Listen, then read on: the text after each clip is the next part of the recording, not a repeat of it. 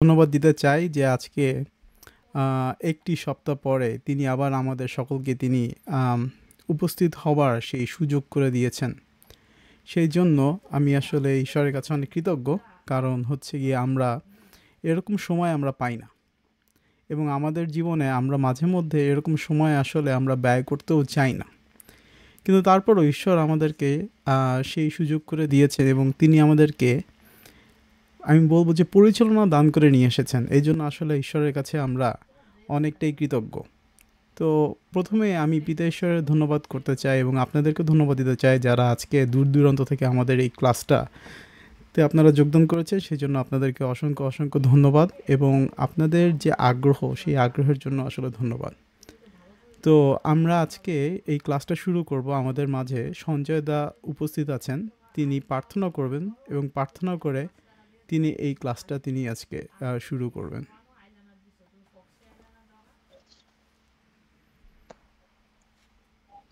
আসুন আমরা প্রার্থনায় যাই। প্রেমময় ঈশ্বর, তোমার ধন্যবাদ, তোমার গৌরব প্রশংসা করি প্রভু। তুমি আমাদেরকে সুন্দর সময় দিয়েছ যেন আমরা তোমার গৌরব প্রশংসার মধ্য দিয়ে আমরা কিছু সময় আমরা তোমার সান্নিধ্যে তোমার বাক্যের কাছে থাকতে পারি। প্রভু, এই সময় বিশেষ করে প্রার্থনা করি প্রভু, আমাদের প্রত্যন্ত এলাকা থেকে আমাদের অনেক ভাইয়েরা যারা আমাদের ক্লাসে ঢোকার জন্য অনেক অক্লান্ত পরিশ্রম করে যাচ্ছে এবং আমাদের একটু আগে আমি দেখলাম আমাদের শিশির ভাই তিনি ঢোকার জন্য অনেক চেষ্টা করছে। প্রভু যেন তাকে আমাদের ক্লাসে ঢোকার সে সুযোগ করে দেন। প্রভুকে তোমার ধন্যবাদ করি, প্রশংসা করি। আমাদের উইলিয়াম দাদাকে তোমার হস্তে রাখি প্রভু। তিনি অক্লান্ত পরিশ্রম করে আমাদের ক্লাসে তিনি আমাদের মধ্যমণি হয়ে আমাদেরকে পরিচালনা দান করছেন। পবিত্র আত্মা দ্বারা তুমি আমাদের প্রত্যেককে আশীর্বাদ করো প্রভু। এই সময় তোমার ধন্যবাদ, তোমার গৌরব প্রশংসা করি প্রভু। তুমি জিহ্বা যিনি, তুমি যোগানদাতা ঈশ্বর প্রভু। আজকে এই ক্লাসের মধ্য দিয়ে তুমি আমাদের প্রত্যেককে আশীর্বাদ করো। অনেক সন্তান যারা রয়েছে, অনেকে অসুস্থ, অনেকে সুস্থ হয়ে তারা তোমার ধন্যবাদ, তোমার গৌরব, তোমার প্রশংসা ডালি নিয়ে প্রভু একত্র হয়েছে। তুমি তাদের প্রত্যেকে আশীর্বাদ করো। আমাদের প্রত্যেকের সঙ্গে থাকো, সঙ্গে চলো। পাপ অন্যায় সবকিছু তুমি ক্ষমা করো। যিশু তোমার নামে প্রার্থনা রাখি, আমেন। আমেন। সঞ্জয় দা আপনাকে ধন্যবাদ অনেক সুন্দর প্রার্থনা করার জন্য। আমরা জানি প্রত্যেক সপ্তাহের মতোই যে আমাদের একটি চলমান বিষয় রয়েছে এবং সেই চলমান বিষয়টা নিয়ে আমরা কথা বলছি এবং এখান থেকে আমরা সেই শিক্ষাটা গ্রহণ করছি। তো আমাদের যে অংশটা থেকে হচ্ছে শিক্ষার বিষয় ছিল এবং চলমান সেটা হচ্ছে তিমথিয়ুসের প্রতি প্রেরিত পৌলের পত্র। তো এটা নিয়ে এই প্রেরিত পৌলের এই পত্রটা নিয়ে আমরা শিখছি, জানছি, বুঝছি এবং বিভিন্ন অংশ থেকে আমরা সেই পাঠ করছি। তো এইখানে আসলে তিমথির এই অংশে বিভিন্ন বিষয় নিয়ে শিক্ষা দেওয়া হয়েছে। তো আজকের যে বিষয়টা নিয়ে শিক্ষা দেওয়া হয়েছে সেখান থেকে আমরা দেখব, জানবো, শিখব এবং আমরা যে অধ্যায়টাতে রয়েছি সেটাও হচ্ছে গিয়ে তিমথিদের প্রতি প্রেরিত পৌলের ৫ নম্বর অধ্যায়। তো আপনাদের কাছে যদি বাইবেল থাকে আপনারা সবাই বাইবেলটা খুলবেন এবং সেখান থেকে আমার সাথে আপনারা সবাই পাঠ করতে পারবেন। তো আমি ওখান থেকে যাচ্ছি তিমথিও ৫ অধ্যায়। প্রথম যে পদটা আছে এখানে সেই প্রথম পদে লেখা আছে যে তুমি কোনো প্রাচীনকে তিরস্কার করিও না, কিন্তু তাহাকে পিতার ন্যায়, যুবকদিগকে ভ্রাতার ন্যায়, প্রাচীনদিগকে মাতার ন্যায়, যুবতীদিগকে সম্পূর্ণ শুদ্ধভাবে ভগিনীর ন্যায় জানিয়া অনুনয় করো। মানে মণ্ডলীতে আমাদের যে খ্রিস্টীয়তে ভাই বোনেরা আছে তাদেরকে কিভাবে আমাদেরকে সম্মান জানাতে হবে সেটা নিয়ে আসলে এখানে বলা আছে। যে স্পষ্টভাবে দেখা আছে যে কোন দৃষ্টিতে আমরা তাদেরকে দেখব এবং কোন দৃষ্টিতে আমরা তাদেরকে সেভাবে সম্মান দিব। তো এখানে লেখা আছে যে যে কোনো প্রাচীনগণকে, মানে যারা বয়স্ক আছে, চার্চের এল্ডাররা আছে, তাদেরকে তিরস্কার করতে মানা করা হয়েছে। তাদেরকে, যে বয়স্ক বৃদ্ধ লোক আছে তাদেরকে কি করতে বলা হয়েছে, যে এখানে যে বাবার মতো যে সম্মানটা, বাবাকে, আপন পিতা মাতাকে বা আপন পিতাকে আমরা যে সম্মানটা দিয়ে থাকি, মণ্ডলীতে যদি কোনো প্রাচীন ব্যক্তি থাকে তাকেও ঠিক একই রূপে সম্মান দেওয়ার কথা বলা হয়েছে। যে যুবকেরা আছে, যুবকেরা হচ্ছে নিজের ভাইয়ের মতো, যুবকেরা নিজের ভাইয়ের মতো, বৃদ্ধা স্ত্রীলোককে মায়ের মতো, যুবকরা হচ্ছে ভাই, বৃদ্ধা যে স্ত্রীলোকরা আছে তারা কি মায়ের মতো, যুবতী যারা আছে তাদেরকে বোনের মতো করে, বোনের মতো করে শুদ্ধভাবে শুদ্ধভাব বজায় রেখে উৎসাহ দান করা। তো তাদেরকে আমরা সেইভাবে সম্মান দিব, সেইভাবে তাদের সাথে আমরা যোগাযোগ রাখবো। আমাদের যে তাদের প্রতি যে আচার ব্যবহারটা কী হতে হবে এটা নিয়ে আসলে বলা আছে। আপনি যদি আপনার পিতা মাতাকে সম্মান দিয়ে থাকেন, তাহলে মণ্ডলীতে যে প্রাচীন বর্গরা আছে, যে বৃদ্ধ লোকরা আছে, তাদেরকেও কিন্তু আমরা আসলে সেই পিতা মাতার সম্মানটা দিব, এবং যুবক যুবতীরা যারা আছে তাদেরকে সেরকম আপন ভাইয়ের আপন ভাই বোনের মতো তাদেরকে কি করতে হবে, সেই শ্রদ্ধাটা জানাতে হবে। তো এখান থেকে শিক্ষা নেওয়ার পরে লেখা আছে যে মণ্ডলীতে বিধবাদের বিষয়। তো মণ্ডলীতে বিধবাদের বিষয় কি বলা আছে দেখবেন, এই বিষয় নিয়ে আসলে আমরা খুব কম বলি মণ্ডলীতে। অনেক জায়গায় অনেকভাবে অনেক ধরনের প্রচার শুনেছি, কিন্তু আসলে খুব কম আমরা জানতে পারি। তো এইখানে সেই মণ্ডলীতে সেই যে শিক্ষার যে বিষয়টা আছে, সেই শিক্ষার বিষয় নিয়ে এখন আমাদেরকে দেখতে হবে, জানতে হবে, বুঝতে হবে। তো এখানে আপনারা দেখবেন যে বিধবাদের বিষয়ে মণ্ডলীতে কি বলে, যাহারা প্রকৃত বিধবা সেই বিধবা দিগকে সমাদর করো। কিন্তু যদি কোনো বিধবার পুত্র কি পৌত্রগণ থাকে, তবে তাহারা প্রথমত নিজ বাটির লোকদের প্রতি ভক্তি প্রকাশ করিতে ও পিতামাতার প্রত্যুপকার করিতে শিক্ষা করুক, কেননা তাহাই ঈশ্বরের সাক্ষাতে গ্রাহ্য। যারা সত্যিকারের বিধবা তাদেরকে সম্মান করতে বলা হয়েছে। সত্যিকারের বিধবার সংজ্ঞাটা আমরা পরবর্তী পদগুলোতে আমরা দেখতে পারবো। এখানে বলা হয়েছে যদি কোনো বিধবার পুত্র, কন্যা, নাতি নাতিরা যদি থাকে, তবে তারা প্রথমে নিজ বাড়ির লোকদের প্রতি ভক্তি দেখাতে ও বাবা মার সেবা করতে শিখুক। মানে যদি কোনো বিধবার সন্তান সন্ততি নাতি নাতিরা থাকে, তাদের প্রথম কাজ হচ্ছে গিয়ে নিজের যে ঘরটা আছে, তার সেই স্বামীর ঘর, সেই লোকদের প্রতি ভক্তি প্রকাশ করিতে ও পিতামাতার সেবা করতে শিখুক, কারণ সেটাই ঈশ্বরের সামনে গ্রহণযোগ্য। মানে তাদের জীবনের যে দায়িত্ব কর্তব্যটা সেটা সম্পর্কে আসলে এখানে সুন্দর করে বলে দেওয়া আছে। যে স্ত্রী প্রকৃত বিধবা ও অনাথা, সে ঈশ্বরের উপরে প্রত্যাশা রাখিয়া রাত দিন বিনতি ও প্রার্থনায় নিবিষ্ট থাকে। যে স্ত্রী প্রকৃত, যে সত্যিকারের বিধবা ও অনাথা, মানে যার কেউ নাই, কিছু নাই, সে ঈশ্বরের উপরে আশা রেখে রাত দিন কি করে, বিনতি করে, সে রাত দিন প্রার্থনা করে, ঈশ্বরের উপরে তো আশা থাকে। কিন্তু যে বিলাসপ্রিয় সে জীবন্ত অবস্থায় মৃতা, কিন্তু যে বিলাসিনী সে জীবদ্দশায় মৃতা। মানে সে হচ্ছে গিয়ে যে বিলাসপ্রিয় সে জীবন্ত অবস্থায় মৃতা, মানে তার জীবন থেকেও আসলে থাকে না, কারণ সে বিলাসপ্রিয়। তার যেখানে খুব সুন্দর সাধারণ জীবন হওয়ার কথা, যে ঈশ্বরের আরাধনায় জীবন কাটিয়ে দেওয়ার কথা, সেখানে তার বিলাসিতার কারণে তার কি সেই জীবনটা নাই, তার তার সে আসলে জীবন্ত অবস্থায় সে মৃত। এই সমস্ত আজ্ঞা করো যেন তাহারা অনন্দনীয় হয়।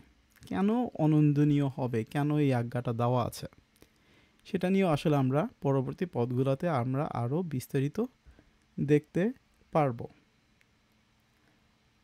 কিন্তু যে কেহ যদি আপনার সম্পর্কীয় লোকদের, বিশেষত নিজ পরিজনগণের জন্য চিন্তা না করে, তাহা হইলে সে বিশ্বাস অস্বীকার করিয়াছে এবং অবিশ্বাসী অপেক্ষা অদম হইয়াছে। নিজের যে বাড়ির লোকজন তাদের জন্য সে যদি চিন্তা না করে, নিজের পরিবারের জন্য যদি চিন্তা না করে, তাহলে সে বিশ্বাস অস্বীকার করিয়াছে এবং অবিশ্বাসীর থেকেও খারাপ হয়েছে। মানে অবিশ্বাসীরা তো একটু খারাপ, তাই না? কারণ তারা হচ্ছে আমাদের বিশ্বাসে তারা বিশ্বাসিত হয় না, তারা খ্রিস্টকে গ্রহণ করে না, তারা খ্রিস্টকে মানে অন্যভাবে গ্রহণ করে, আবার গ্রহণ করে দেখা যায় যে খ্রিস্টের যে জীবন আছে সেই জীবনটাকেও তারা পরিত্যাজ্য করে। তো এই সকল লোক কিন্তু খারাপ। তো যে সকল বিধবা তার পরিবারের লোকজনদের সেবা যত্ন করে না, দেখে শুনে রাখে না, সে মনে করে যে তার স্বামী নেই, তাই সে যে কোনো কিছুই করতে পারে, এই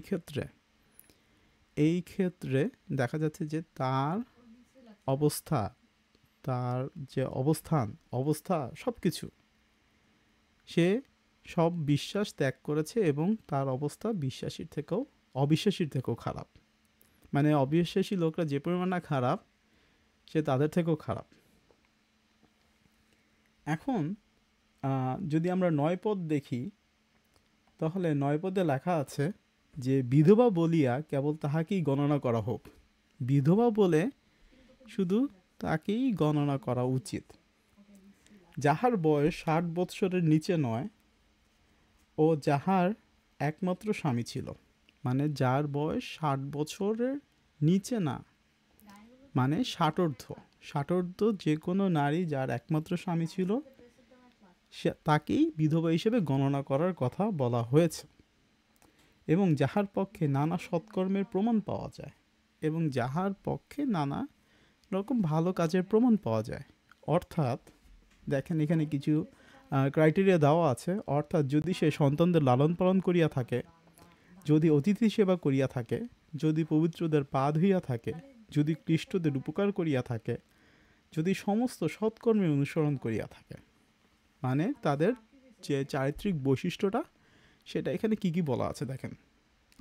সেই চারিত্রিক বৈশিষ্ট্যটা যেটা বলা আছে সেটা হচ্ছে গিয়ে তাদের পক্ষে নানা ভালো কাজের প্রমাণ পাওয়া যায়। সে এই সকল প্রমাণগুলো কি, যে সে তার সন্তানদেরকে লালন পালন করেছে, অতিথি সেবা করেছে, পবিত্রদের পা ধুয়ে থাকে। মানে হচ্ছে পবিত্র যারা লোক আছে, যারা ঈশ্বরের পক্ষে কাজ করে যাচ্ছে, ঈশ্বরের রাজ্যের জন্য আছে, ঈশ্বরের দেওয়া সেই পরিচালনা গ্রহণ করে তাদের জীবনযাপন করছে, সেই খ্রিস্টীয় জীবনযাপন আছে, তাদের সেবা করে থাকা আর কি।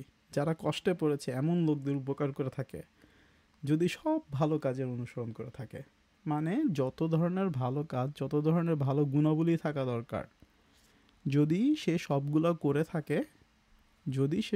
করে থাকে, তাহলে এমন লোককে বিধবা বলা যায়। এখন 11 পদে লেখা আছে দেখেন, কিন্তু যুবতী বিধবা দিগকে অস্বীকার করো, কেননা খ্রিস্টের বিরুদ্ধে বিলাসিনী হইলে তাহারা বিবাহ করিতে চায়, তাহারা প্রথম বিশ্বাস অগ্রাহ্য করাতে দণ্ডাজ্ঞা প্রাপ্ত হয়। এখন যারা যুবতী বিধবা আছে, মানে ষাটোর্ধ্ব না, বয়স 60 কিংবা তার নিচে, যে লেখা আছে যে তাদেরকে যারা যুবতী তাদেরকে বিধবা হিসেবে গণ্য করা যাবে না। কারণ তারা কি করে, যে খ্রিস্টের বিরুদ্ধে বিলাসিনী মানে তাদের মধ্যে যে কামনা আছে, বাসনা আছে, এইগুলোতে তারা চঞ্চল হয়ে ওঠে ও খ্রিস্টের প্রতি ভক্তি কমে আসে, তখন তারা বিয়ে করতে চায়। তাদের মনের মধ্যে থাকে যে আমার তো একটা সুন্দর জীবন আছে, সেই জীবনের দিকে আমি ধাবিত হতে চাই, যে আমি এই সময়টা আমি কেন একা একা কাটিয়ে দিব। ঠিক আছে, তো অনেকে এই দিকে যেতে চায়। যারা এই দিকে যেতে চায় না তাদেরকে বিধবা হিসেবে গণ্য করা যায়, কিন্তু যারা এই জাগতিক জীবনের প্রতি অনেকটা বেশি দুর্বল হয়ে যায়, ঝুঁকে পড়ে, তাদের জন্য আসলে তাদেরকে বিধবা বলা যাবে না। ও খ্রিস্টের প্রতি ভক্তি কমে আসে, তখন তারা কি করতে চায়, বিয়ে করতে চায়। কারণ তারা বিবাহ করতে চায়, তারা প্রথমে কি করে, বিশ্বাস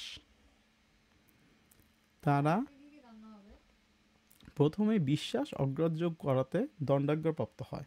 বিশ্বাস অগ্রাহ্য করা, তখন দেখবেন যে অনেকেই বলে থাকে এভাবে যে বাইবেলে তো অনেক পুরাতন নিয়ম ব্যবস্থা, এখানে অনেক এগুলো এখন আপডেটেড হয় নাই। এখনও আধুনিক যুগে তারা বাইবেলটাতে অনেক কিছু আধুনিক যুগের সাথে যায় না, তারা এভাবে কিন্তু কথা বলে। এবং অনেকে যখন এইভাবে কথা বলে তখনই কিন্তু দেখা যায় যে যারা এই বাক্যটাকে কিন্তু বলছে যে আধুনিকায়ন না, মডার্ন না, তারাই কিন্তু বিশ্বাসটাকে কিন্তু পরোক্ষভাবে অগ্রাহ্য করছে। এবং তাদের কর্মকাণ্ডের মধ্যে দেখবেন যে তাদের কর্মকাণ্ডের মধ্যেই তাদের সেই বাইবেলটাকে যে অগ্রাহ্য করা, ঈশ্বরের বাক্যটাকে যে অগ্রাহ্য করা, সেটা স্পষ্টত প্রত্যক্ষভাবে ফুটে ওঠে। সেটা স্পষ্টত প্রত্যক্ষভাবে ফুটে ওঠে। এবং তখন তারা যে এই বিশ্বাসটাকে অগ্রাহ্য করছে বা বিশ্বাসটাকে গ্রহণ করছে না, বিশ্বাসটাকে যে ফেলে দিচ্ছে, এই জন্য তারা নিজেরাই দোষী হয়। এছাড়া তারা বাড়ি বাড়ি ঘুরে কি করে, এই যে দেখেন, এছাড়া তারা বাড়ি বাড়ি ঘুরিয়া বেড়ায়া অলস হইতে শিখে। তারা কি করে, বাড়ি বাড়ি ঘুরে বেড়া অলস হয়। কেবল অলস নয়, বরং বাচাল ও অনধিকার চর্চাকারিণী হইতে ও অনুচিত কথা কহিতে শিখে। এরা বাড়ি বাড়ি ঘুরে বেড়ায়, তারা অলস হয়ে যায়। শুধু অলস না, বরং বাচাল এবং অনধিকার চর্চা করে। মানে তার যেখানে দরকার নেই সেখানে গিয়েও তারা নাক গলায়। এবং এই নাক গলানোর কারণে তাদের স্বভাবটা স্পষ্টত দেখা যায় যে তাদের এখানে দরকার নেই, কিন্তু তারপরে তারা এখানে এসে নাক গলাচ্ছে, অন্যের ব্যাপারে নিন্দা করছে, অন্যের ব্যাপারে কথা বলছে, অন্যের ব্যাপারে কথা লাগাচ্ছে। কারণ তাদের হাতে প্রচুর সময়, এই জন্য তারা অলস হয়ে পড়ে এবং অনুচিত কথা কইতে শিখে। অতএব আমার বাসনা এই, অতএব আমার বাসনা এই, মানে প্রেরিত পৌলের যে এখানে বলছে যে তিনি যে শিক্ষাটা তিমোথীকে দিচ্ছেন, সেটা হচ্ছে এই যুবতী বিধবারা বিবাহ করুক, এই যুবতী বিধবারা বিবাহ করুক, সন্তান প্রসব করুক, গৃহে কর্তৃত্ব করুক, বিপক্ষকে নিন্দা করিবার কোনো সূত্র না দিও। মানে যারা কম বয়সে বিধবা হচ্ছে, যারা কম বয়সে বিধবা হচ্ছে তাদের জন্য কি কি দিক নির্দেশনা, সেটা হচ্ছে তারা বিবাহ করুক। তারা যে সকল কম বয়সী বিধবা আছে তারা যদি বিয়ে না করে, দেখা যাবে যে তারা বিয়ে না করার কারণে এই অলস হয়ে যাচ্ছে, অনধিকার চর্চা করছে, ঈশ্বরের বাক্য তারা সঠিকভাবে পালন করছে না, কারণ তারা তাদের জীবনের প্রতি এমনভাবে ঝুঁকে পড়ছে যে এমন হতাশ হয়ে পড়ে জীবনের প্রতি, যার কারণে তারা ঈশ্বরের পথ থেকে আস্তে আস্তে দূরে সরে যায়। এই সকল ঘটনা, এই সকল ব্যাপার যেন না ঘটে, এই সকল ব্যাপার যেন না ঘটে, এই জন্য কি, যে তারা বিয়ে করুক, তারা বিয়ে করুক, সন্তান প্রসব করুক, গৃহে কর্তৃত্ব করুক, বিপক্ষকে নিন্দা করিবার কোনো সূত্র না দেও। তারা সন্তান প্রসব করার, যেহেতু তাদের সেই সময় আছে, বয়স আছে, তারা সেই সন্তান প্রসব করে, তারা যেন গৃহে কর্তৃত্ব করে, মানে তাদের যে দৈনন্দিন সংসার পরিচালনা আছে সেইগুলো যেন তারা করে। এবং শত্রুপক্ষ বা বিপক্ষ পক্ষকে বা যেন যারা বাইরের সমাজের লোকজন আছে তারা যেন সেই যুবতী বিধবার ক্ষেত্রে যেন কোনো প্রকার কোনো কথা না বলতে পারে। 11 পদ থেকে লেখা আছে যে আচ্ছা, আমার এইখানে আমি একটু মনে হয়, আচ্ছা একটু দাঁড়ান, আমি মনে হয় একটু জিনিস কপি পেস্ট করে গিয়েছি, আমি আমাকে আরেকটু বের করতে হবে, একটু আমাকে সময় দেন। আমার বাইবেলটা এখানে লেখা তো,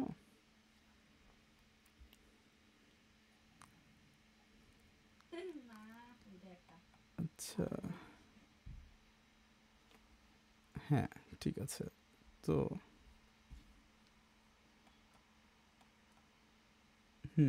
আচ্ছা, এই যে 17 পদ দিয়ে যাচ্ছে, 16 পদে আমি দেখি যে লেখা আছে, যদি কোনো বিশ্বাসিনী মহিলার ঘরে বিধবাগণ থাকে তিনি তাহাদের উপকার করুন, মণ্ডলী ভারগ্রস্ত না হোক, যেন প্রকৃত বিধবাগণের উপকার করিতে পারে। এখন এই 16 পদে দেখেন লেখা আছে যে যদি কোনো বিশ্বাসিনী ঘরে বিধবারা থাকে তিনি যেন তাদের উপকারী করেন। মানে যাদের ঘরে যে বিধবা আছে তাদের পুত্রবধূ যদি বিধবা হয়ে থাকে, যদি তাদের কন্যা বিধবা হয়ে থাকে, তাহলে তিনি যেন তাদের উপকার করেন। মণ্ডলী ভারগ্রস্ত না হোক, যেন প্রকৃত বিধবাদের উপকার করতে পারে। এইখানে লেখা আছে যে যেটা হচ্ছে গিয়ে যারা যুবক যুবতী বিধবা, মানে বিধবার সংজ্ঞাটা আমরা এখানে শিখছি যে প্রকৃত বিধবা যেটা যারা হচ্ছে 60 এবং তাদের ঊর্ধ্ব এবং তাদের দায়িত্ব হচ্ছে গিয়ে ঈশ্বরের সেবা করা, পরিবার পরিজনের সেবা করা। কিন্তু তাদের নিচে যে যুবতী বিধবারা আছে, ঠিক আছে, যে যুবতী বিধবারা আছে তাদের ব্যাপারে লেখা আছে যে তাদের যে মাতারা আছে বা শাশুড়ি আছে, যে যারাই আছে, মা আছে বা শাশুড়ি আছে বা যে কোনো গার্জিয়ান থাকুক না কেন, তাদের দায়িত্ব হচ্ছে সেই সকল যুবতী বিধবাদেরকে মানে করা আর কি, উপকার করা, মানে তাদেরকে গাইডেন্স দেওয়া বা পরিচালনা দেওয়া বা হচ্ছে তাদেরকে দিক নির্দেশনা দেওয়া। কারণ মণ্ডলীকে তাদের দায়িত্ব নেওয়ার জন্য বারণ করা হয়েছে যে মণ্ডলী ভারগ্রস্ত না হোক, মণ্ডলী যেন তাদের দায়িত্ব না নিতে হয়। মণ্ডলীর দায়িত্ব হচ্ছে গিয়ে যেন প্রকৃত বিধবাদের উপকার করতে পারে, এটা হচ্ছে গিয়ে মণ্ডলীর দায়িত্ব। মণ্ডলীর দায়িত্ব হচ্ছে যারা প্রকৃত বিধবা আছে, যাদের বয়স 60 এবং 60-এর বেশি, 60 এবং তার বেশি, সেই সকল বিধবাদের সেবা করার দায়িত্ব হচ্ছে গিয়ে মণ্ডলীর। তো এরপরে যে অংশটা আছে সেটা হচ্ছে নানাবিধ উপদেশ, অনেক বিষয়ে উপদেশ দেওয়া হয়েছে। যে প্রাচীনেরা উত্তমরূপে শাসন করেন, বিশেষত যাহারা বাক্যে ও শিক্ষাদানে পরিশ্রম করেন, তাহারা দ্বিগুণ সমাদরের যোগ্য গণিত হন। যে প্রাচীনেরা মানে হচ্ছে যে এল্ডার্সরা আছে মণ্ডলীতে, যারা বিশেষ ব্যক্তিবর্গরা আছেন, যাদের খ্রিস্টের অনেক জ্ঞান আছে, তাদের বয়স অনেক হয়েছে এবং তারা সারাটা জীবন ঈশ্বরের সেবা করে গিয়েছেন, সেই সকল প্রাচীনেরা কী করে ভালোভাবে শাসন করেন। যারা ভালোভাবে শাসন করেন মানে মণ্ডলীকে পরিচালনা দান করেন, নিজের পরিবার পরিজনকে সঠিকভাবে দিক নির্দেশনা দেন এবং তাদেরকে বসে রাখে। বিশেষভাবে যারা বাক্য ও শিক্ষাদানে পরিশ্রম করেন, বাক্য এবং শিক্ষাদানে এল্ডারদের দায়িত্বটাও কিন্তু হচ্ছে গিয়ে সেই বাক্য এবং শিক্ষাদানে পরিশ্রম করতে হবে। তো এরকম এল্ডার্স বা প্রাচীনরা যারা আছে, যারা পরিশ্রম করে থাকেন, তাদের দ্বিগুণ সম্মান এবং পারিশ্রমিকের যোগ্য বলা হয়েছে, যে তাদের দ্বিগুণ সম্মানের যোগ্য বলা হয়েছে, মানে তাদের প্রতি রেসপেক্টটা, শ্রদ্ধাটা, সম্মানটা আরও দ্বিগুণ হতে হবে, বেশি হতে হবে। কারণ শাস্ত্র বলে শস্যমর্দনকারী বলদের মুখে জালতি বাঁধিও না, আর কার্যকারী আপন বেতনের যোগ্য। কারণ শাস্ত্র বলে যে শস্যদানা মারানোর দিন বলদের মুখে বা হচ্ছে গিয়ে আগের তো, এখন তো যেরকম ট্রাক্টর আছে, অনেক পাওয়ার ইকুইপমেন্ট টুল আছে, গ্যাসে চলে মানে তেলে চলে, অনেক ধরনের জিনিস আছে, এগুলো ছিল না। আমিও ছোটোবেলায় দেখেছি যে শস্যদানা মারানোর সময় বা যে ধান মারায় না, সেখানে গরুর ব্যবহার, এটা কিন্তু আমি নিজেও ছোটোবেলায় গ্রামের বাড়িতে আমি দেখেছি। এখন তো ট্রাক্টর দিয়ে করে, অনেক কিছু দিয়ে করে, তখন গরুকে হাঁটাইলে কী করতো, তখন ধানটা মারানো হতো। তো শস্য মারানোর দিন বলদের মুখে জালতি বেদনা, মানে জালতি বেদনা বলতে কি, অনেকে যে দেখবেন মুখে ঠুসি পড়ায় না, তো এই ঠুসি পড়ানোর কথা আছে, কারণ যে গরুটা খাটতেছে সেই গরুরও কিন্তু খাওয়ার একটু যোগ্যতা রাখে, কারণ সে পরিশ্রম করছে, সেই পরিশ্রমের বেতনটা তার পাওয়া উচিত। এখানেই শাস্ত্র বলছে যে যে কাজ করে সে তার বেতন পাওয়ার যোগ্য, যে কাজ করে সে তার বেতন পাওয়ার যোগ্য। এখন এল্ডার্সরা দেখবেন মণ্ডলীতে তারা এইসব পরিশ্রম করা যায়, তারা কিন্তু কোনো বেতনের আশায় করে না, কারণ তারা ঈশ্বরের বাক্যের পরিচর্যার জন্য তারা এটা করে, ঈশ্বরের রাজ্যের বৃদ্ধির জন্য তারা এই কাজটা করে। তার মানে তাদের বেতনটা এখানে হচ্ছে সম্মান, যে তাদের যে প্রাপ্য সম্মান আছে, সেই প্রাপ্য সম্মানটা তাদেরকে সেটা দিতে হবে। 2-3 জন সাক্ষী ছাড়া বা 2-3 জন সাক্ষী ব্যতে রেখে কোনো প্রাচীনের বিরুদ্ধে অভিযোগ গ্রাহ্য করিও না। যদি কোনো প্রাচীনের বিরুদ্ধে বা এল্ডার্সের বিরুদ্ধে বা মণ্ডলী নেতৃত্বের বিরুদ্ধে যদি কারো কোনো কমপ্লেইন থাকে, অভিযোগ থাকে, তাহলে 2-3 জন সাক্ষী লাগবে। 2-3 জন সাক্ষী ছাড়া তাদের বিরুদ্ধে কোনো অভিযোগ গ্রহণ করা যাবে না। তখন হয়তো এরকম সমস্যা হচ্ছিল, এর জন্য এরকম একটা দিক নির্দেশনা দেওয়া আছে। যারা, এখানে লেখা আছে, যাহারা পাপ করে তাহাদিগকে সকলের সাক্ষাতে অনুযোগ করো, যেন অন্য সকলেও ভয় পায়। যাহারা পাপ করে তাহাদিগকে সকলের সাক্ষাতে অনুযোগ করো, যেন অন্য সকলেও ভয় পায়। এখন যারা পাপ করে তাদেরকে সবার সামনেই বলা হচ্ছে যে তাদেরকে সবার সামনেই বলো যে এই লোকটা পাপ করছে, যেন অন্য সকলেও ভয় পায়। মণ্ডলীতে কোনো একটা সমস্যা হয়েছে, এখন এটা খুব জানাজানি হয়ে গেছে, কিন্তু মণ্ডলীতে প্রকাশ্যে আসুক যে এই লোকটা পাপ করেছে, যেন অন্য সকলেও ভয় পায়। কি ভয় পায়?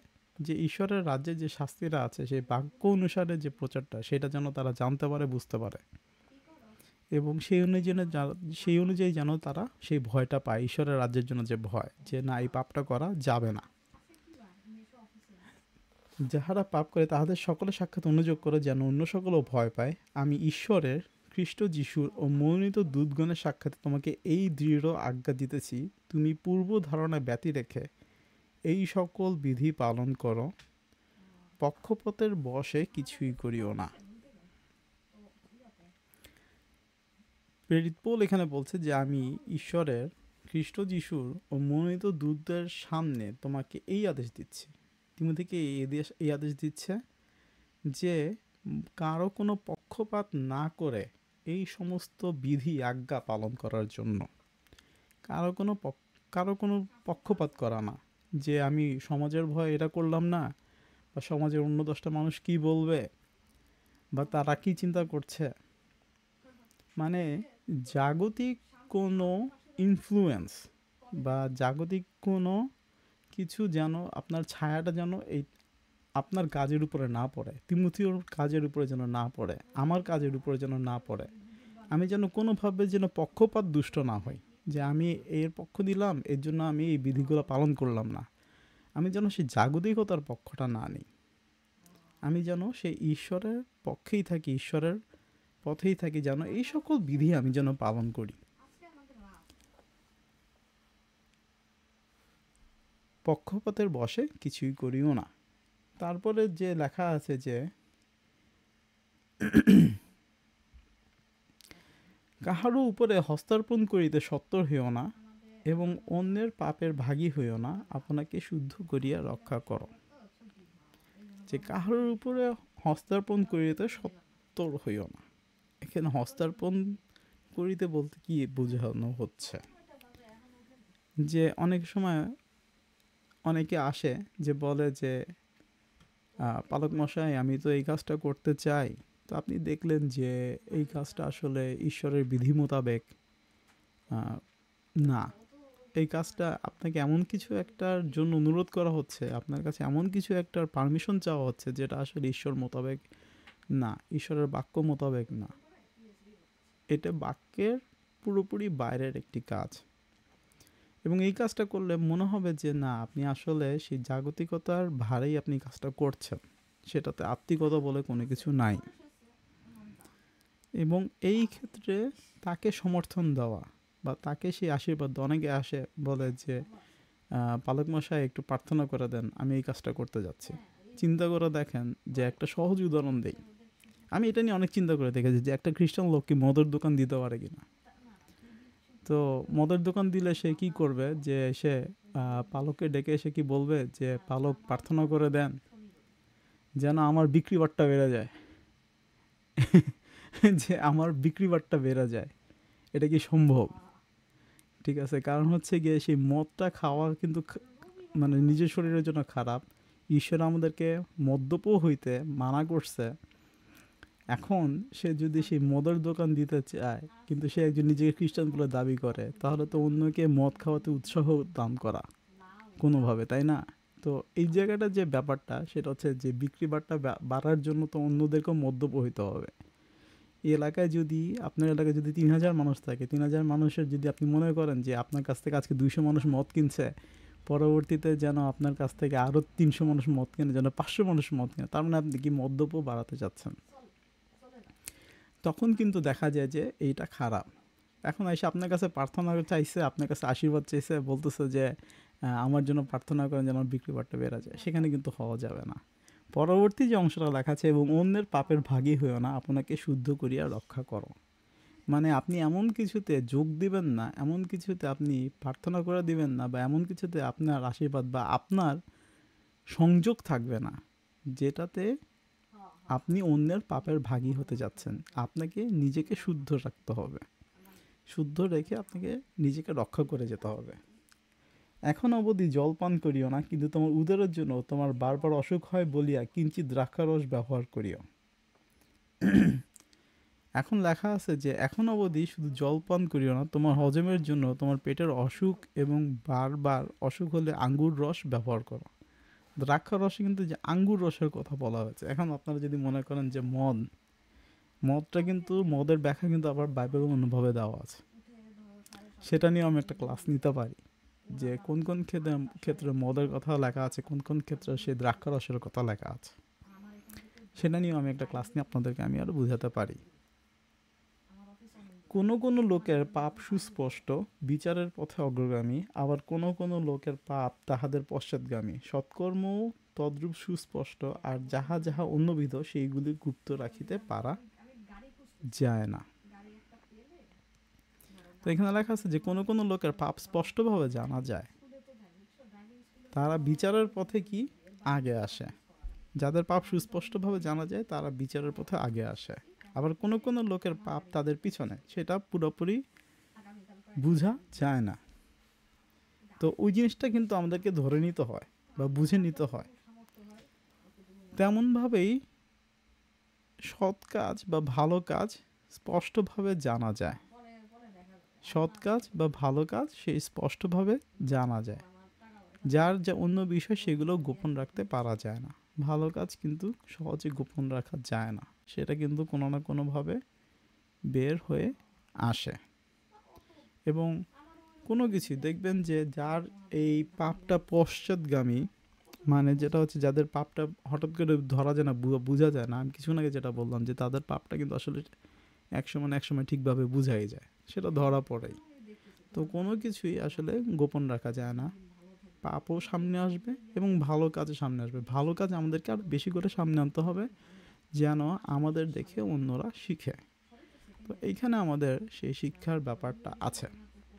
তো আজকের ক্লাসটা আমরা এখানেই শেষ করব এবং আমরা সেই 5 অধ্যায় থেকে জানলাম যে বিবিধ বিষয় নিয়ে শিক্ষা, অনেক বিষয় নিয়ে, এবং হচ্ছে গিয়ে সেই বিধবাদের বিষয় নিয়ে আমরা আসলে শিক্ষা নিলাম।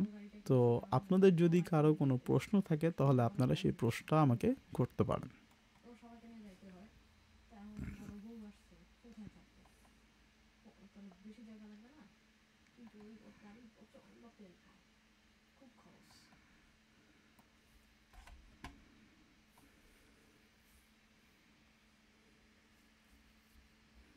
আপনাদের কারো কি কোনো প্রশ্ন আছে?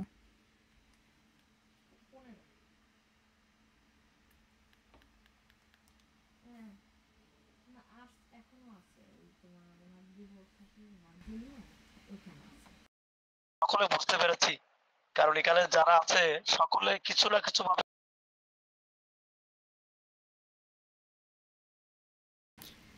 অনেক ধন্যবাদ দাদা বলার জন্য। তাহলে আমরা যে অংশটাতে যাব সেটা হচ্ছে যদি কারো প্রার্থনার বিষয় থাকে তাহলে শুধু আপনারা প্রার্থনার বিষয়টা উল্লেখ করবেন। প্রার্থনার বিষয় ছাড়া যদি অন্য কোনো বিষয় থাকে, আমরা যে শেষ প্রার্থনা করব, শেষ প্রার্থনা করার পরে আমরা সেই বিষয়গুলো নিয়ে আলোচনা করব, ঠিক আছে? তো আপনাদের যদি কোনো প্রার্থনার বিষয় থাকে শুধু সেটা আপনারা উল্লেখ করবেন।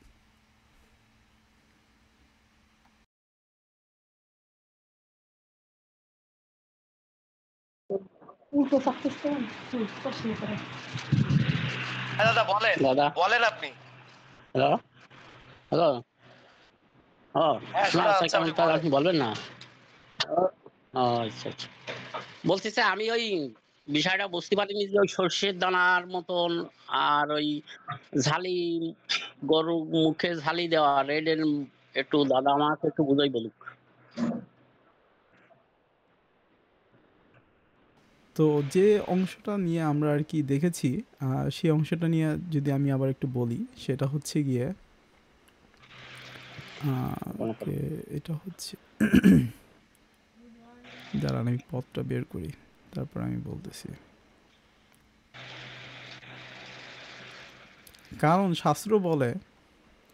কারণ হচ্ছে গিয়ে শাস্ত্র বলে যে শস্য মর্দনকারী বলদের মুখে জালতি বাঁধিও না। এইটার যে অংশটা সেটা হচ্ছে গিয়ে আপনি যদি দেখেন যে একটা গরু যখন গরুকে দিয়ে যখন ধান মারায়, এটা গ্রামে খুব প্রচলিত ছিল। আপনারা গ্রামের মানুষ, জি আপনারা কিন্তু খুব ভালো করে জানেন যে গরুকে দিয়ে জি আগে ধান বাড়ানো হতো, তাই না? তো জি গরুকে ধান বাড়ানোর সময় দেখবেন গরুর মুখে একটা জালতি বা একটা ঠুসি পরানো হয়। এটাকে আমি হ্যাঁ ঠুসি বলেই আমি জানতাম শব্দটা। ঠুসি, জি তো এই আমাকে ঠুসি, ঠুসি বলে। হ্যাঁ হ্যাঁ, এই ঠুসিটা কেন পরানো হয়? যেন সে ধানটা না খেতে পারে। জি গরুটা দাঁড়ায় ধান খায় না? তো লেখা হ্যাঁ আছে হ্যাঁ যে শাস্ত্রে বলতেছে যে তার মুখে ঠুসি বাঁধে না। এখন এখানে আরেকটা রেফারেন্স দেওয়া আছে যে দ্বিতীয় বিবরণ 24 অধ্যায় 25 অধ্যায় 4 পদে তাই উপরের ওই পদে ওই অর্ধেক অংশের কথা বলা আছে, এবং লুক 10 অধ্যায় 7 পদে লেখা আছে যে কার্যকারী আপন বেতনের যোগ্য। যোগ্য। তার মানে তাকে কেন ওই ঠুসিটা পড়াতে বারণ করা হয়েছে? যেন না পড়ায়। কারণ হচ্ছে গিয়ে সে তো কাজ করতেছে, তারও খাবার খাওয়ার যোগ্যতা আছে, সে কাজে পরিশ্রমের বিনিময়ে সে কিন্তু খাদ্যটা সে গ্রহণ করবে। কারণ সে জি হাঁটতে হাঁটতে তার ক্ষুধা লেগে গেছে, তো তাকে তো খাইতে হবে। তার মানে জি জি কার্যকরী আপন বেতনের যোগ্য যে সঠিকভাবে কাজ করে সে কিন্তু তার তা বেতনের যোগ্যতা সে কিন্তু রাখে। তো পাবে। এইখানে এই উপদেশটা মানে প্রাচীনদের জন্য এই কথাটা বলা হয়েছে এইভাবে যে যারা উত্তমরূপে শাসন করেন, যাহারা বাক্য ও শিক্ষাদানে পরিশ্রম করেন, তাহারা দ্বিগুণ সমাদরের যোগ্য গণিত হন। মানে তারা যেন দ্বিগুণ সম্মানটা পায়। মণ্ডলীতে যাদেরকে তাদেরকে যেন সেই সম্মানটা সবাই দেয়। একজন পালক জি হিসেবে একজন এল্ডার্সের প্রতি তাকে সেই সম্মানটা দিতে হবে আর কি। এটাই বলা আছে যে যে যেভাবে কাজ করতেছে সে সেরকম বেতনের যোগ্য। আহ, ঠিক আছে। Okay. কালকে এই অধ্যায়টা আমি রাত্রে পড়েছি যে মুখে গরুর মুখে ওই যে ঝালি দিও না, যে কাজ করে সে বেতনের যোগ্য। কিন্তু আমি এগুলো বিশ্লেষণ করতে পারতেছি না যে এর মানে কি, ও বুঝছেন? আচ্ছা আর আচ্ছা। আজকে এই পথটা আপনি বাইক করেছেন, বুঝছেন? ধন্যবাদ। আমি ধন্যবাদ। ওকে।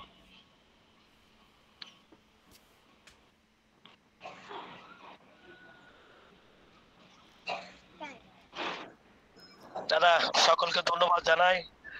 বিশেষ করে গত সপ্তাহে আমরা আমার পরিবারের 5 জনই আমরা অসুস্থ ছিলাম, আর পিতাশ্বরের কৃপায় আমরা সকলে সুস্থ। আমি গতকাল প্রায় রাত 12টার দিকে আমি দাদার সঙ্গে যে সময় মেসেঞ্জারে একটু লিখতেছিলাম, আমি বলছিলাম দাদা আমি আমার ছেলে এবং মেয়েকে একটু কাশি দিচ্ছে, আর সেই সময় আমি তাদেরকে চোখনাগর উজ্জ্বল ডক্টরের ক্লিনিকে নিয়ে গেছিলাম। আর তাদের দেখানোর পরে তারা এখনো কাশি খুবই কম। আর আপনারাও প্রার্থনা করবেন ঈশ্বরের কৃপায় যেন আমরা সকলে পরিবার নিয়ে আমাদের আমার যে সন্তানরা তারাও যেন সুস্থ সুন্দর থাকে, আমরা যেন ঈশ্বরের পক্ষে কাজ করে আরো সামনের দিকে এগিয়ে যেতে পারি। এটাই আমার পরিবার এবং আমার ব্যক্তিগত প্রার্থনার বিষয়। সকলকে ধন্যবাদ। দাদা, আমার প্রার্থনা বিষয় আমার বাড়ির পরিবারের সবার জ্বর, সে জ্বর যেন ভালো হয়ে যায়, সেজন্য আমার জন্য প্রার্থনা করবে।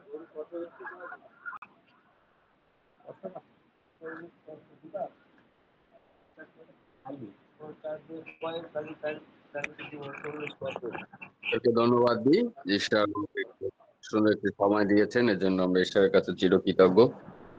আমার তো সবচেয়ে বিষয় রয়েছে আমার মেয়ের কলেজে ভর্তি হতে হবে। ঈশ্বর যেন সুন্দর একটা কলেজ যেন আমাদেরকে দেন, যেন আমরা সুন্দরভাবে তাকে ভর্তি করাতে পারি, এবং যা প্রয়োজন রয়েছে তিনি ঈশ্বর জুগিয়ে দেন।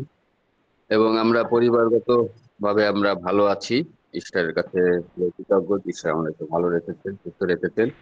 আমরা বিশেষ করে প্রার্থনা করবো যারা অসুস্থ রয়েছে, অসুস্থ আছে, আমাদের বিদ্যালয়ে থাকেন, এবং সানডে স্কুলের বাচ্চারা অনেকেই সেই জ্বর রয়েছে, আমরা তাদের জন্য প্রার্থনা করবেন যাতে ঈশ্বর তাদেরকে সুস্থ করেন।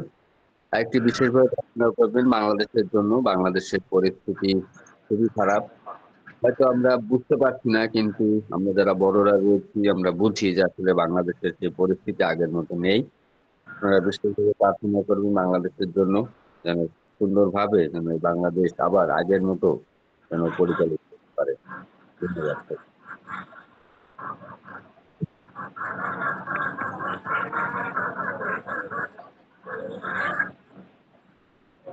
হাই হাই ভাই, সাউন্ডটা মিউট করে রাখবেন। হাই ভাই, হ্যাঁ, সাউন্ডটা অফ করে রাখবেন। সাউন্ড আপনার সাউন্ডটা মিউট করে রাখেন। ওয়ানে তা একটা মাইক্রোফোনের মতো আছে, ভাবিকে ডাক দেন, ভাবি ভালো বোঝে। আচ্ছা, আর কারো যদি ধন্যবাদ এবং প্রার্থনার বিষয় থাকে তাহলে আপনারা উল্লেখ করতে পারেন।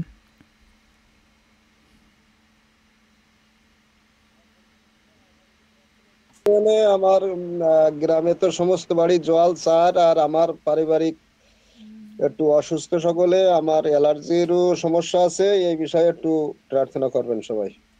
সকলকে নানিয়েল ধন্যবাদ।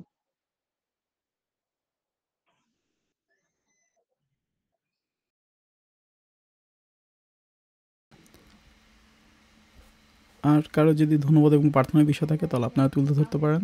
আর যদি না থাকে তাহলে আমি মিলন থেকে অনুরোধ করব যে তিনি প্রার্থনা করবেন এবং প্রার্থনা করে আজকের এই ক্লাসটা শেষ করবেন।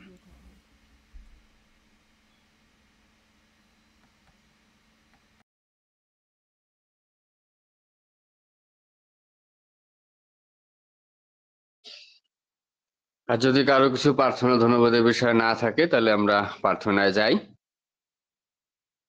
আসুন আমরা প্রার্থনা করি। মহান পিতা, তোমার গৌরব করি, তোমার প্রশংসা করি। তুমি আমাদেরকে সুন্দর একটি সুযোগ করে দিয়েছো পিতা, তোমার সে বাক্য আমাদেরকে শোনা। পিতা, আমরা যদি শুনে না যাই, আমরা যেন অন্যের কাছে তোমার এই বাক্য এক প্রান্ত থেকে অপর প্রান্ত পর্যন্ত বিলিয়ে দিতে পারি। আমরা এখানে যে কয়টি ভাই বোন একত্রিত হয়েছি পিতা, তুমি আমাদের প্রত্যেকের সঙ্গে রয়েছো। আমাদের উইলিয়াম দাদা যেভাবে আমাদেরকে সুন্দরভাবে তোমাকে বাক্য বুঝিয়ে দিল পিতা, আমরা যেন সেটা শুধু বুঝে যেন না থাকি, আমরা যেন অন্যের কাছে প্রকাশ করতে পারি পিতা। আমাদের জীবনে যেন তোমার সে ভালোবাসা রয়েছে, তোমার আশীর্বাদ রয়েছে পিতা, আমরা বিশ্বাস করি। এখানে অনেক প্রার্থনা এবং ধন্যবাদের বিষয় বলা হয়েছে, সবকিছুই তুমি জানো পিতা, সবকিছুই তোমার জানা রয়েছে। তুমি আমাদের প্রত্যেককে আমাদের বিশ্বাস অনুযায়ী তুমি আমাদেরকে সেই প্রার্থনার ফল দিবে পিতা, আমরা বিশ্বাস করি পিতা। সেই বিজন দাস সেই অ্যালার্জির সমস্যা রয়েছে এবং সেই তাদের অঞ্চলে সে পানি রয়েছে পিতা, আমরা বিশ্বাস করি সবকিছুই তুমি করতে পারো। তুমি সবকিছুই তোমার হাতে রয়েছে। সে পানি কমিয়ে দিতে পারো এবং অসুস্থতা থেকে তুমি আমাদেরকে পারো, আমরা বিশ্বাস করি। এবং ভাই ভাই তুমি তাকেও আশীর্বাদ, তার পরিবারে যে সমস্যা রয়েছে, জ্বর রয়েছে পিতা, তুমি তাকেও আশীর্বাদ করো। সে পরিবারকে তুমি প্রচুর পরিমাণে আশীর্বাদ করো। পরিবার তোমার পরিবার, ভালোবাসার পরিবার। তুমি আমাদের প্রত্যেকটা ভাবে আমাদেরকে সুন্দরভাবে সে আশীর্বাদ দিয়ে যাচ্ছে আমাদের প্রত্যেকটি পরিবারের। আমরা সেই সঞ্জয় দার পরিবারের জন্য প্রার্থনা করি। তার ছোট, ছোট শিশু রয়েছে পিতা, তারা কাশি রয়েছে, জ্বর রয়েছে।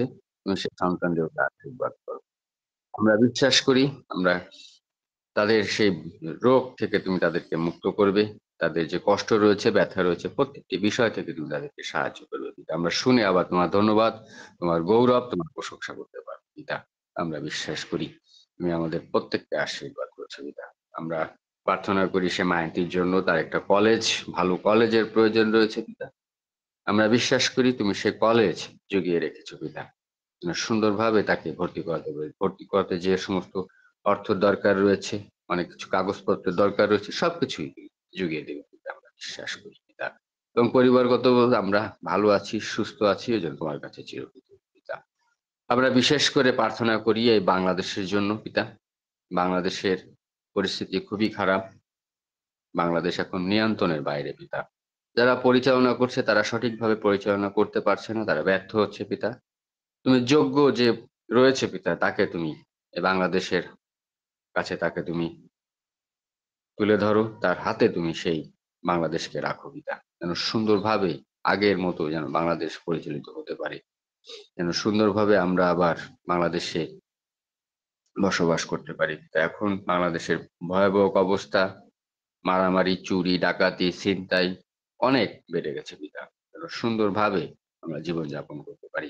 এমনি করে আমরা প্রার্থনা করি সে কাকারা রয়েছে আমেরিকাতে, দাদারা রয়েছে, আত্মীয় স্বজনরা অনেকে রয়েছে পিতা বিভিন্ন স্থানে, তুমি তাদেরকে আশীর্বাদ, তুমি তাদেরকে ভালো রাখো, সুস্থ রাখো পিতা। আমরা বিশ্বাস করি তুমি আমাদের প্রত্যেকের সঙ্গে রয়েছে। এমনি করে আত্মীয় স্বজন, বন্ধু, প্রিয়জন, চার্চ পরিবার যে যেখানে রয়েছে পিতা, সকলকে তোমার কাছে রাখি, তুমি তাদেরকে ভালো রাখো, সুস্থ রাখো পিতা। তোমার গৌরব করি, তোমার প্রশংসা করি। তুমি আমাদের প্রত্যেকের জীবনে তোমার সে ভালোবাসা, তোমার আশীর্বাদ রয়েছে পিতা, আমরা বিশ্বাস করি। তুমি আমাদের জীবনে তোমার সে ভালোবাসা দিয়েছো পিতা। অনেক কিছু তুমি আমাদের দিয়েছো, এর জন্য তোমার কাছে আমরা চিরকৃতজ্ঞ পিতা। তোমার গৌরব করি, তোমার প্রশংসা করি। প্রার্থনা চাই আমাদের মুক্তিদাতা ত্রাণকর্তা প্রভু খ্রিস্টের নামে, আমেন।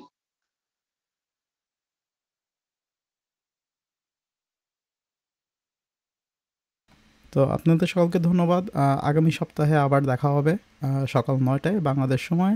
আমাদের ইউটিউব চ্যানেলে আমরা প্রত্যেকটি ক্লাসের ভিডিও আমরা আপলোড করে থাকি, তো আপনারা অবশ্যই দেখবেন এবং হচ্ছে কি আপনারা আমাদের সাথে যোগাযোগ করতে পারেন এবং হচ্ছে আপনাদের যদি কোনো প্রশ্ন থাকে সেই প্রশ্ন উত্তর আমরা সবাইকে দিব এবং হচ্ছে গিয়ে আপনি যদি ব্যক্তিগতভাবে আপনাদের বাইবেল সম্পর্কে যদি আপনারা জানতে চান, শিক্ষা নিতে চান এবং হচ্ছে আপনার মতামত জানাতে চান বা আপনার চিন্তাভাবনা আমাদের সাথে শেয়ার করতে চান, তাহলে অবশ্যই করতে পারেন এবং সেই অনুযায়ী আমি আপনাদেরকে সেই বাইবেল অনুযায়ী দিক নির্দেশনা দেওয়ার চেষ্টা করব। তো সবাই ভালো থাকবেন, সুস্থ থাকবেন। আগামী সপ্তাহে আবার দেখা হবে।